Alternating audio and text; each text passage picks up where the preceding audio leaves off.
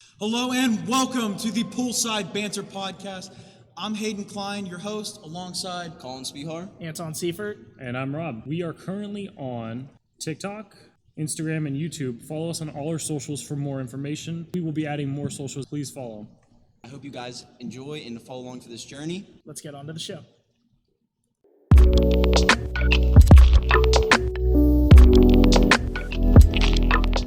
Today on the first episode of Poolside Banter, we have Robbie Harrington and Colin Spihar interviewing Chris Smith and Jacob Duritza about Olympic aspirations, followed by Hayden Klein and myself talking with Chris Smith and Jacob Duritza about the new backstroke rule that was just implemented. And we'll finish off with a fun segment called Always Real with Anton, where I'll interview some important people about some important questions. All right, welcome to Poolside Banter. Today we have Christopher Smith all the way from the Bahamas. And we got Jacob Duritza all the way from Greensburg. Or is it Green? I think it's Greensburg. Hempfield, Greensburg, same thing. Hempfield. Hempfield, yeah. So today we'll be talking to Christopher Smith about his Olympic aspirations. So, Chris, I have a quote from you saying, "I have nationals in June that I'll be gearing up for in a bit, and then I'll see where it takes me. If the Olympics is in sight for the Bahamas, then it's in sight for me." So, Chris, what were you trying to say when you said that quote? I basically was saying, I have my meet in June that I'm preparing for. So I'm, back in the pool 2 days a week until, time allows me to train 5 days a week. But the Olympics is also always in sight for every country. And for us, being a small third world country, we try to send as much swimmers as we could. So if we could get more than one person going like we had in the last Olympics, the more the merrier, basically. So for me, if it's in sight for the country, I'm going to try my best to be a part of that next team, which makes it in sight for me as well. So, where were you ranked in the Bahamas? As of last season. Yeah, as of last season. I feel like that was your peak, so we're curious. As of last season, I was ranked top 8 in the Bahamas. Top 8. So right here, we have some times that we'd like to go over with you. We noticed... So this is just what we found on the internet. We found that the A cut, which we don't think you'll make that, so we're going to shoot down to the B. For the 200 meter free is a 151.1, and we noticed that your best time converted, by the way, is only a 159. So are you aiming for is it safe to say you're aiming for the Los Angeles Olympics and not the Paris Olympics? Wait, before you answer, and how do you think, since those times are so drastic, how will you improve to get to that 151 mark? Yeah. Well, the good thing is, for being a smaller country, like how the U.S. has Olympic trials and what's not, for us, it's if someone doesn't have an A cut, then they take people that have the most FINA points. So even if I have my B cut, as long as I have the most FINA points in the country, I get to go. So do you need this B cut, or is it then just based off FINA points? Let's say no one in your country makes a B cut. Is it just purely based off the FINA points? Purely based off FINA points, because each country needs a representative at the Olympics, male and female. Do you know where you're ranked in FINA points as of now? As of right now, no. You don't? Not as of right now, no. Okay. About Lamar Taylor, would he have more than you? Definitely.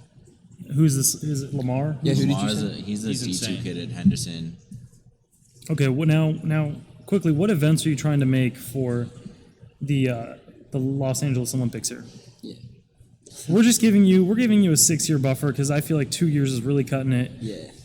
I mean, with And the what are change you of looking to go environment, in? you could What do you- make anything happen. You're right. you could, but right now, I know what you're events? I know What you're events? I know you're a huge IMer. We swam together on SVC for 2 years together now, and so once again converted. So not your actual time. We're just trying to be nice on this show.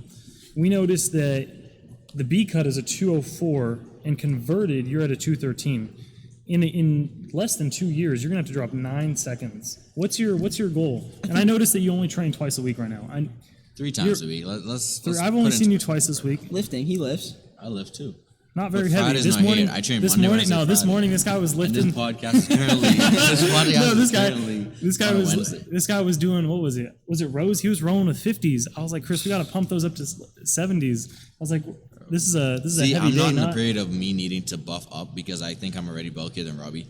I'm trying to tone and cut my muscles down and slim down, because you can't be too heavy in the water. He's very bulky. He said he's gained 10 pounds since swim season's over, and it's not muscles. It's Yeah, not what have you That been is eating, straight homie? muscles. I've only gained, let's put it in record straight, I've only gained about 3 pounds. At least 1.5 pounds is muscle, because I've been pumping more than Robbie in the gym, in my opinion. But the lack of swimming puts on a bit of extra weight because I'm eating so good. Okay, so we're going to jump over to Jake here. Jake, how do you think your freshman year went? What are you looking forward to next year? I think it went great.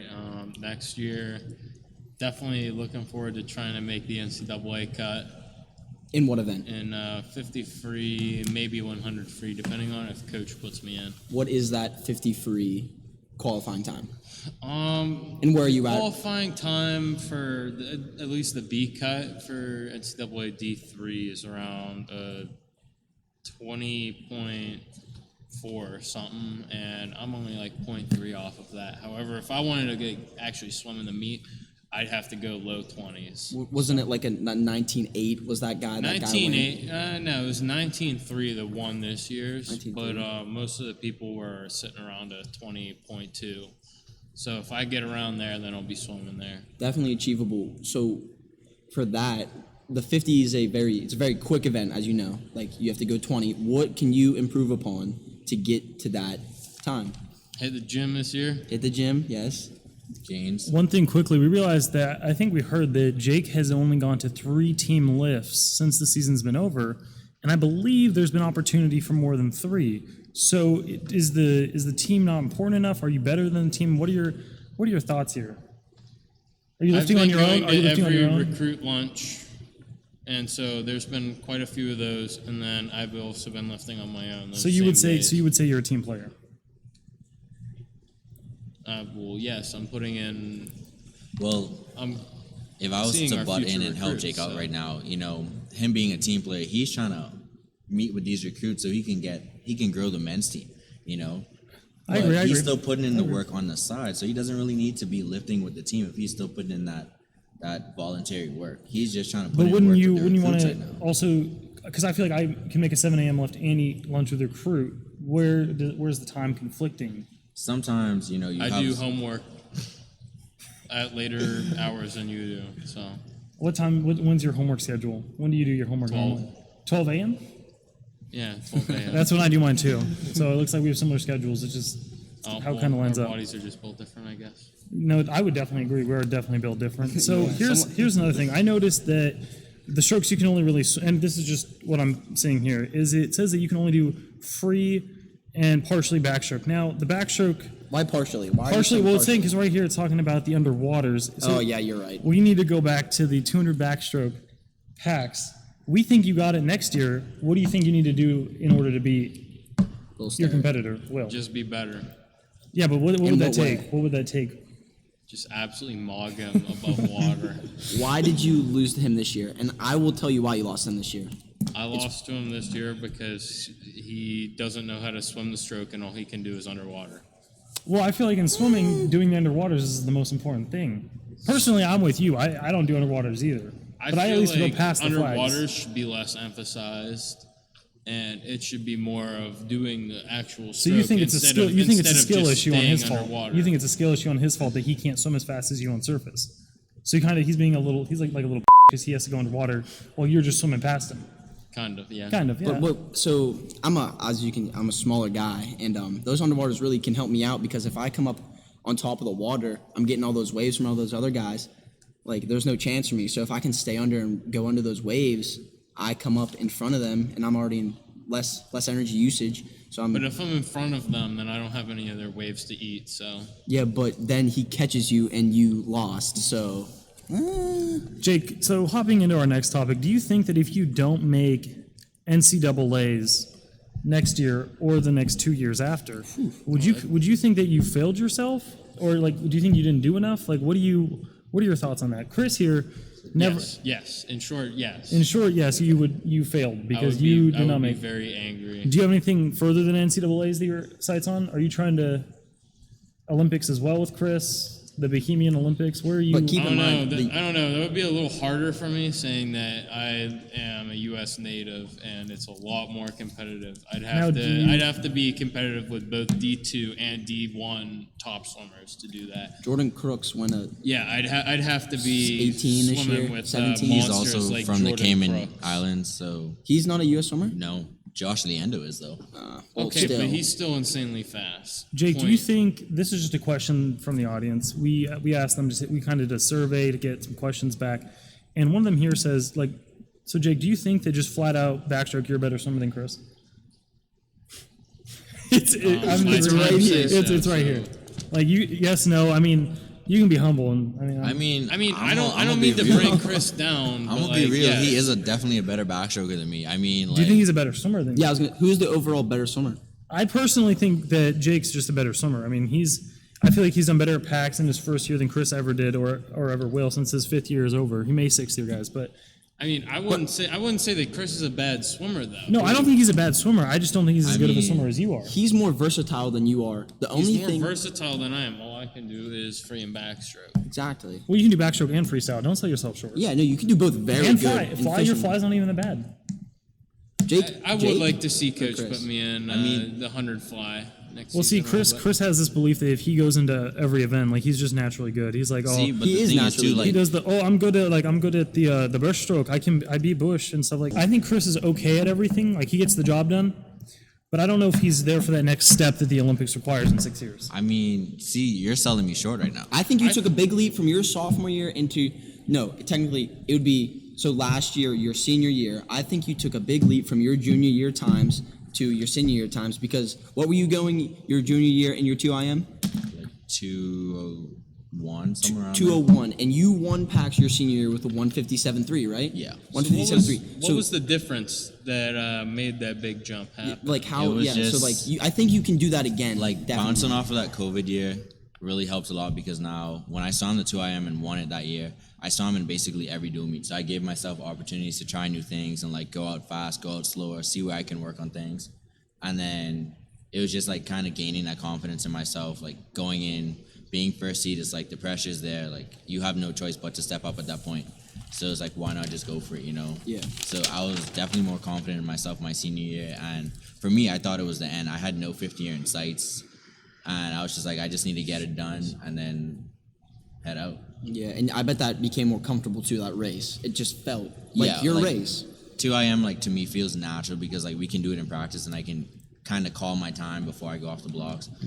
You know, it all depends on how I know my body feels that day and what's not. So I can be like, all right, at the end of a practice, I can go at least a 206. And like that's the time I'll try to go. You know, so then it gives me that confidence that I could tell my body what type of pace it needs to be at in a certain situation to get the job done.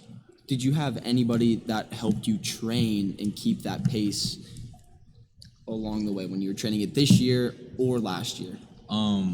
I'd say definitely more this year because I had like you, and then the thing is like I try to use everybody on the team. So even though last year on the guys team I didn't really have anyone to train with, I was still able to use them as like placemakers for me, place markers for me. So if I'm at a certain point that I mean, and they're like close to me, then I know I'm going too slow and I'm not pushing myself to the best of my capabilities that morning or that evening whenever I practice.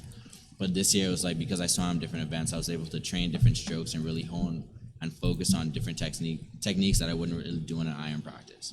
Yeah, I could definitely see that because I trained with Chris a lot in the IM, and I could definitely see his improvement, and I could definitely see the days that he was going on. You were on, and then you were off because those on days you were beating me by like 5 seconds, maybe. Like it was crazy, and then on your off days it was like 3 or like it was pretty drastic. I had Robbie like close to me in times on IM practices where like I shouldn't have that ever happen because Robbie doesn't really swim IM. I would just like to jump in. So I noticed Chris said last year he didn't have anyone to race, but I found it interesting that last year we, and I think it was like end practice, maybe mid practice, we did a 2 free push just for shits and giggles. And I believe, I remember touching the wall, looking over, and he touched it right after me. All right, let's clarify that. That was a story, one, right? I think I went 154, he went 155. This is No, a push 2 no, free. No. All I know is I hit the wall and I looked over and I saw Chris. That practice, Robbie Well, was being was that very, true or false? his ego was very high, so I had to humble him real quick. All I know is I finished It was at before the he end did. of warm up, we were doing 200s, and I'm like, he's like, you can't beat me, like, you know. And you Because he was didn't. mad that I was overlapping didn't beat him me. in the previous practice. So he was a bit salty. So, We I went just off figured the that I should balls. start trying. I mean, we went from a push, and my goggles snapped when it was time to go. So I had to grab Sydney's goggles at the time, which took about 3 seconds to grab and put on. He did not leave 3 and seconds pushed after me, I guys. still Don't was listen able to to this. catch him by 150, and Don't- if I'm don't not listen mistaken, to we this. touched the wall at the same time. Don't listen But to because this. I went 3 seconds late, I went 154 from a push, and he went 157. I didn't go Just to set the 157. record Don't listen, guys. This is not true at all. Chris is. He always We has can to be the ask best. This anyone is that was what he at that does. Yeah, we practice. can. We'll find somebody. But all right, so we're done with you. You're just I didn't think you'd be lying on the show. So we're gonna jump back to Jake here. Jake, what do you think what's the most important thing in a swimmer during practice? Because I know, at least for me in my experience, I'm not gonna say what team, but there's some people who can make practice harder than it needs to be by demoralizing or maybe not trying as hard as they could. What do you think the team could do better? Like, or what would you look for? I mean, I don't want to target anyone, but like You don't need to say any names. Yeah, don't. I'm You not don't have to saying- say I'm not names. saying But if you names, want to say it's names, just- hey, go ahead Yeah, for if it. you Feel want free to. for it. We can leave them out. It's fine. Because I realize Chris isn't always the best at Everyone practice needs to be with, but- putting forth 100% every practice. Like I realize not everyone's going to be swimming the same pace as I am in practice, but still, like sometimes I look over and I see people like barely trying on the sets. See, I'm glad you brought that up. You know what I noticed is this has been going on for 2 years. Chris Smith would always sit in the back of the lane until the main set. He's warm. Okay.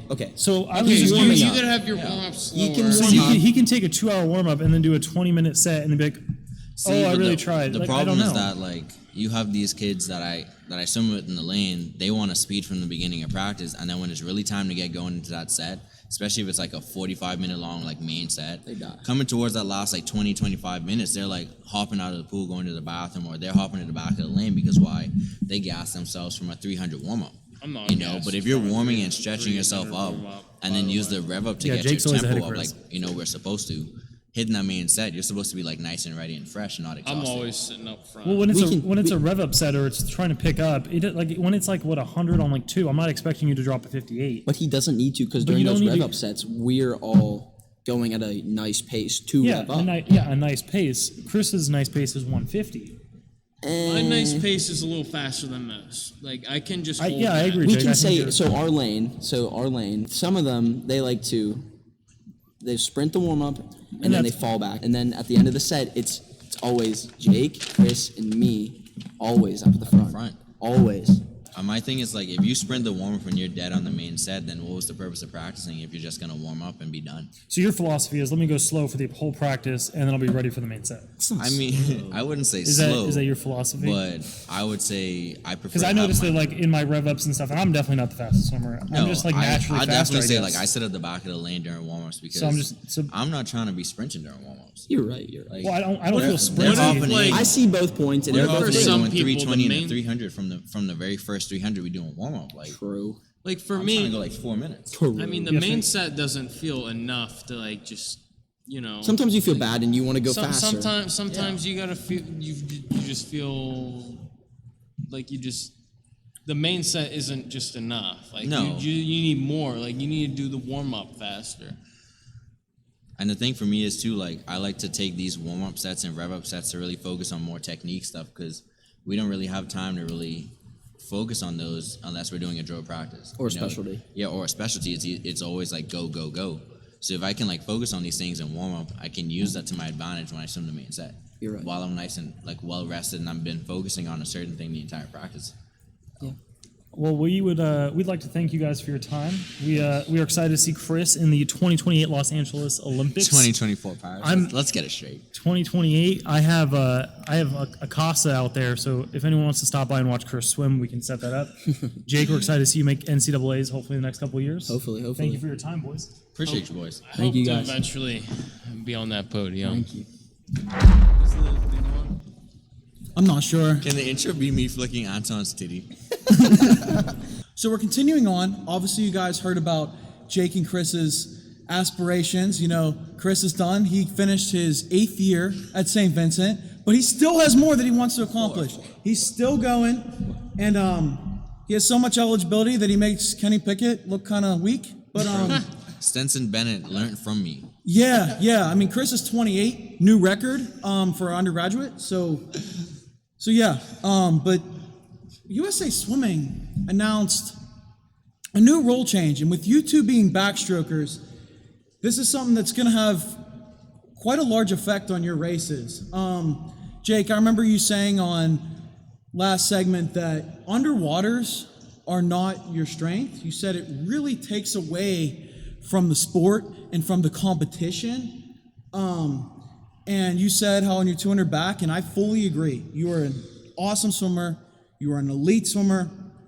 But you said that you would be the winner if underwaters were disallowed. 100%. What's the rule? 100%. 100%. And I, quite honestly, I agree. Unfortunately, Jake, I got some rules for you. I'm going to read them off the laptop here. Per USA Swimming, a swimmer may fully resubmerge prior to the finish of a backstroke race once some part of the head of the swimmer has passed the 5-meter mark. Long course or short course? Well, I guess 5-yard mark for us. 5-yard mark, short course yards, immediately prior to reaching to the finish, prior to the touch. So that means at the flags, the last 5 yards, you can go underwater all the way to the finish. All right. This is a huge, huge change. Our question to I think both of it's you. not a good change. You don't like because Yeah, so we wanted to know, what do you think about the change? I think that there's no way that people are really going to be doing this because I can only think that it's slower because I've seen videos of a lot of people do it. I've seen like elite underwater swimmers, like people like top of D1 that are elite, videos of them trying the new backstroke finish. And I see them actually decelerate when they submerge themselves under the flags. Now, would you say that's just your perception, or do they not have it down I feel yet? like a lot of people have come to that conclusion that this is a lot slower. It's stupid. I think that like if you're getting DQ'd on the wall because you're not flicking your toe up, that you just need to practice it more because it really is a non-issue. I've been to so many meets in my life that like there's just not that many people DQing because of their finish. And if you're getting DQ'd for your finish, maybe you should try and fix that instead of just trying to get a rule changed so you don't DQ like that. I don't know, because that's the main reason why they did that, because people were DQing on the finish Have you ever DQ'd because of your finish and backstroke? a long time ago.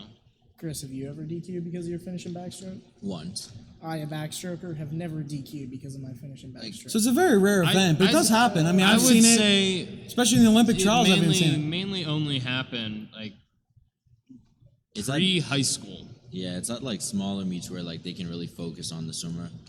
On like some of the bigger meets, they typically look at it because they have the video replays and stuff like that. Sure, sure.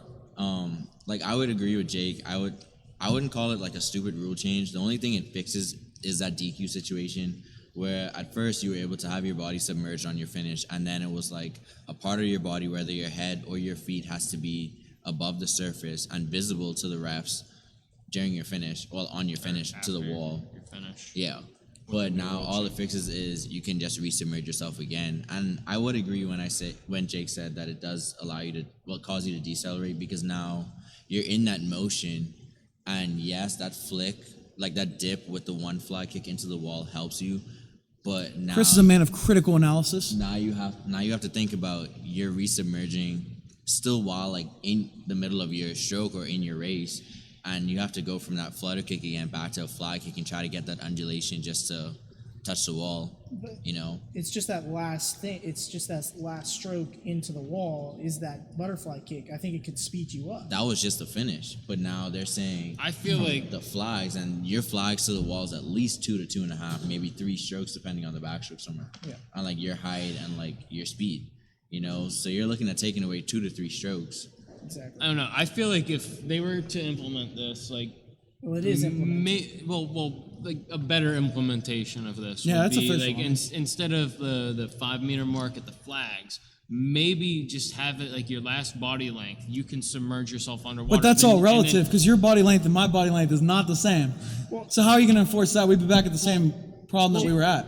Jake, everyone has to take their last stroke because everyone takes a last stroke and then they go underwater and then they kick their toe up. Like, Yeah, I sure. honestly don't think it's that hard to do that. I mean, it's not just that like- hard to Okay, teach okay. it. This new rule change is just an extension of a finish. Like realistically, instead of trying That- to dip from like a half a yard out into a finish and making sure your fly kick is still fast. That and Yeah, so like yeah. a lot of people are now going to treat it like short course. This is terrible change because already you're going off the block.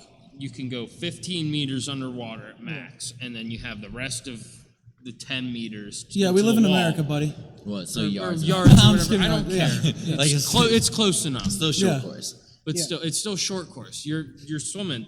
No, you can 10 be underwater 20 out of 25 yards But the whole time, basically. I mean, five yards swimming. You could do that. Jake, my question to you is this? Yeah, Are you it's- biased on this? Because let's be real, your No, underwaters are but not the at best. that point, you have to really question it. At that point, because are you swimming backstroke or are you just swimming underwater? Well, the rule says it's I'm backstroke. You can swim 20 out of 25 yards backstroke per the rule book if you wanted to. Okay, just so at like, the end though. It's just but that like last lap. for me, I'm a backstroker. This really affects me. I mean, even if I was like a good underwater swimmer, I'm not. But like, I still feel like I wouldn't like this rule So change. typically, once you get off the wall on backstroke, especially if you watch like the Olympic trials, you want to go underwater as long as you can. You see people go all the way up to the buoy every time. So with this rule change, you still don't want to implement any underwater because if the Olympic swimmers always go underwater super far, Well, the difference apparently with there's the some Olympic advantage to it. swimmers is that they're swimming long course in the Olympics, and then therefore So- they still have to, instead of being able to go 5 meters and then get to the flags after they come up on the buoys, they can just resubmerge themselves, do their turn, and Yeah. then come back. Okay. So you're saying it's not faster for them to It's do not it. that it's not it's faster. more of an it's just endurance that, thing. It's just that you're just swimming 10 meters of the entire 50 meter or 50 yard race underwater. At that point, are you swimming underwater kick or are you swimming backstroke? Because I feel like if they're going to do that, you might as well just make a race underwater. let's kick. look at this from a broader perspective Okay. now. So now we all know underwater kicks is like very fast, and it's been proven that it is faster than like swimming on the surface. Absolutely. And Yeah. So it's known as the fifth stroke, right? Yeah. So now if you look at breaststrokers, the rule change was you could now pass 15 meters off of your dive and off of your turns on breaststroke, right? Yeah. So it's the same thing in their case. Like they can go 15, 16 yards off a turn and then like 17, 18 off a dive, come up, do 2 strokes. So only really swimming about 5 to 7 yards, and then they're turning or they're finishing. Yeah. You know, so it's just kind of implementing that same rule on breaststroke across different strokes. But for backstroke, you can't submerge on a turn and then want to flip turn, because now you're stuck underwater trying to turn your body over and flip turn. So they were like, let's just implement it on the finish where you could resubmerge. Yeah. I think this rule, Jake brought up long course versus short course in this rule. And I feel think like it would be a implements good long differently. course rule. It It definitely implements will. differently It won't be because in held long up as long course, in long course. It's still the 15-meter rule. You still have to focus on but swimming. you're going to have that less underwater just because of the length of the pool. Yeah. It's I do agree, and I think short course is already kind of screwed up because, I mean, you can spend more time underwater, and I agree with you. I think this rule change for short course is pretty damn stupid. It really is. And I would hate to see Tell us how you really feel. great swimmers like Jake. I don't think they will. I don't think so, but I would hate to see Jake, like, lose out on this. You know, I'd hate to see people get an advantage over him on the finish. I don't want to see that happen because, I mean, 100 back champion right here, second place in the pack, our conference in the 2 back, damn near won it. So I would hate to see like other people implement this, but you don't think it'll affect you that much, right? You really don't? I don't think it'll affect me too much. It's just the fact that like I'm mainly pressed about how it's just you might as well just make the official 5th stroke, like make it Yeah. official, Yeah, have I its get own where event. it come from. Now I have a question. So, I feel like it would be a good long course implementation, not a short course. So I have a question. Do you think we should change the short course 15-meter rule to be shorter? So you have to swim longer? Not necessarily, No, not because necessarily. it'll screw up a lot of people. Because all the Olympians and everyone that does long course and short course I'm just talking competitively, short course for the rule. well, everyone that does it competitively, long course and short course both, that would be too hard to like just be able to gauge 10 meters instead of the 15. So many people would DQ if they just reverted that any back. Yeah, I don't think you would DQ. You're already I don't think I would at 10 DQ, yards. but I'm viewing it from everyone else. But- Almost everyone else goes I to promise the you buoys. wouldn't, you The wouldn't way DQ, you're Jake, I talking promise. is if you do underwaters to the 15-meter mark every time, you're not really swimming backstroke. you're swimming underwater the entire race. Which is true because, like, as swimmers, we know that it's easier to swim fly kick underwater than it is to swim on top of the surface. Yeah. Well, it's quicker per se. So I wouldn't call this like rule change a skill issue at all. Yeah. I would say because you have people that go to the 15, but their underwaters aren't as fast, and I mean, they're the being- underwater's an art though too. It is, which is why I say like Exactly. some people go to the 15 and it's not as fast and are still being beaten by swimmers that are like popping up from the 10, 12 yard line, you know? Or you have those that are like powerful underwater, that like Maggie McNeil and Summer McIntosh, those that go to the 15 off a wall, Sure. and like they're beating their competition by a landslide. Yeah. Well, I think the good swimmers do try to carry that Momentum. underwater to And the 15 sometimes meter like mark. you have people that can carry a momentum to 15, but it slows down and it's not as fast as they want it to be. Whereas you have people that can keep the same speed. So it's, I mean, it all depends. Like, how much better do you want to get? I don't know. And Jake, do you plan on developing your underwaters throughout the course of this season? Because, you know, with this rule change and just to build off of what you did last year, you had an immaculate season last year. You did amazing. The one thing that stayed consistent, though, aside from your fast swims, was the fact that you kind of popped right up after every wall. You know, you'd pop up right away. And I can't say nothing because you're a damn good swimmer. Do you want to work on your But do you want to underwaters? work on your underwaters? Do you want to improve? I've been trying to. It's just been super difficult to do that, especially since like I broke my back last year. Whoa! All right, let's talk about Like, this for a I second. broke Have you my recovered? back What last year in happened? high school? Were you able to do underwaters before you broke your back? I mean, I was no, actually no, so but still, I was able to do them without like having pain. Like I feel like I'm being it still hurts. restricted by. So did this like, actually the amount happen? of Like pain. you broke Yes. your back? Yes, I broke my back. Okay. Do you guys have any final thoughts on No. this issue? I think we're all good. Definitely Final not a skill thoughts? issue. Well, thank you, boys, for being on here. Thank you guys for coming on this. Appreciate it. It was good to have you. Good to have you guys. Good having me. Till next time. Thank you.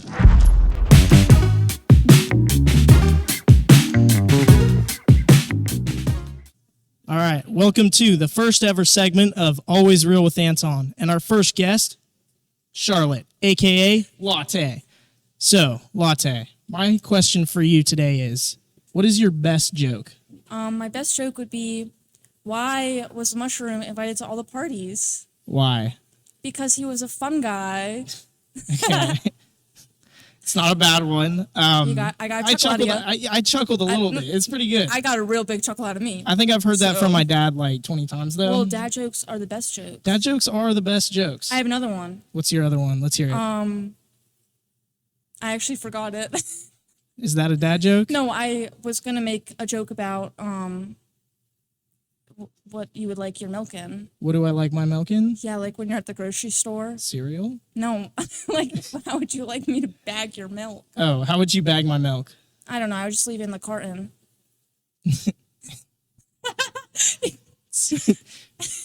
Why is that actually good? Okay.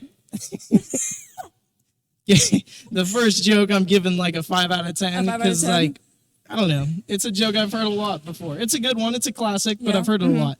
The second one I give like a 7 out of 10. A 7 out of 10? You got me. You cackled like 4 times. You got me with that one. It was good. I would say it was an 8.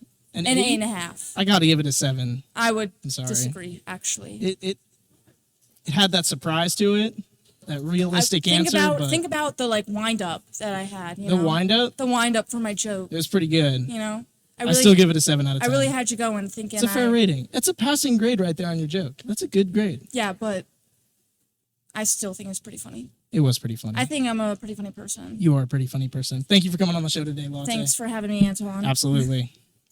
All right, welcome back. And here we got Matt. And now I've never met you before, Matt. So how's it going? It's good to meet you. Good to meet you. All right. I'm Anton. Oh, Anton? Okay. Cool. All right, Matt, you know the question of the day. What is your best joke? Why didn't the skeleton cross the road? Why didn't this get I don't know. Because he didn't have the guts to do it. I personally like the other of the two across the road ones. I like the chicken. All right, let's vote. Which crossing the road joke is better, the skeleton or the chicken? I say chicken. Matt says skeleton. Leave your comments down below. Matt for the joke. I got to give it a 6 out of 10. It's a class. It's a classic one. It's a classic one, but it's one that we've heard a lot. I feel like I've heard that one before. It's all right. It was a good joke. Thank you, Matt. It was good meeting you. All right, welcome back. And our next guest, Allie. All right, Allie, how are you today? I'm good. All right, question of the day. What is your best joke? Okay, a classic. A classic. What do you call a cow with no legs? Ground beef. All right, all right. We all know it. We love it. We all know it. We love it. I like it. Okay, what do you call a cow with 3 legs, though? Lean beef. No, it's tri-tip. What? I don't know that one. What do you call a cow with 2 legs? Your mom. Your mom. Guess what? Who? Asked. Oh! Guess what? What? Chicken butt.